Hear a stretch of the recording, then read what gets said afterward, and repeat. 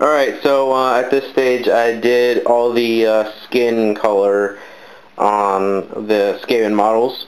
So you can see right here, it's starting to come together even more. So right here you can see in the ears, his muzzle, his jaw, his hands, his tail, more hands, a little 360, you can see his arms and tail, other arm, the other side, his ears. This one you have to be a little bit more careful. Definitely use a fine brush to get those little lines right there. The good thing about that is, if you do make a mistake, you can just take some of the Devlin wash, Devlin mud wash, and just kind of go back into those creases if you kind of went over a little bit and darken them up again, like in between the fingers sometimes. Like I do 2 layers of the skin color, and I messed up right here on some of the hands, but you can't even see it because I just took some Devlin wash and went carefully in between those lines to darken it back up again. Again, same on the ring of the tail. I kind of just make little dabs where the rings are, and then just take some Devlin wash if you make a mistake or want to separate those rings a little bit more. So that's the engineer guy, and here's the warlord character. So get more skin, so you know, in the knee here I kind of messed up a little bit, but you can see I just took some of that wash and made a little ring around it, so you can kind of see it separates. It kind of went into the chainmail, so I kind of separated it some more with the Devlin wash. On his feet here, and his hands, underarms here, his tail, his face, ears, his back there. He's got a little more skin showing than the engineer himself. So that's that step. Next will be brown, just doing the fur. This guy himself doesn't have a lot of brown. You can see a little bit on his back there, on his upper back. And there's some on his face, and there's a little bit under his helmet there. So there's not a lot on this guy. Same with the engineer. There's not a lot. There's just some on his face here.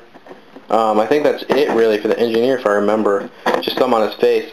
But it's probably not going to be the same for doing the rest of the Skaven. There's probably more browns because these are the characters, so they got the best equipment like guns and armor and more cloth. So it'll probably be the reverse aspect when you do the clan rats. So next I'll be doing the brown. I'll be using bestial brown for that, and I will show you the outcome of that next. So you can see these guys, and they're coming along. You can kind of see. Here's the finished Warlock Engineer next to the one that I'm doing right now. So you see, it's pretty much almost the same now, just some more detailing. Alright, so next step was the brown, the fur. There's only a little bit of fur on this guy right here, just his cheek, you can see right here. A little lighter than it used to be. That's the bestial brown, and then the cheek on that side. Right, and there's a little bit more on him, but not too much. Around his, under his collar there. It's just kind of hard to see because it's right under his jaw and whatnot. On his back, there's some fur. Other than that, there was no other fur on this guy. I decided to make the plume here. I'm gonna make it dry brush it into like a dark brown wolf tail kind of thing, to match the color scheme of, you know, rust and dirt, kind of rat looking thing. So that's first dry brush on that. Remember to go against the grain if you're going to dry brush, so you can keep all the detail. Example of the grain here would be going this way, as all the detail and all the indents are going upwards. So you want to go against it, so make sure you dry brush like down. That way you'll keep all the details.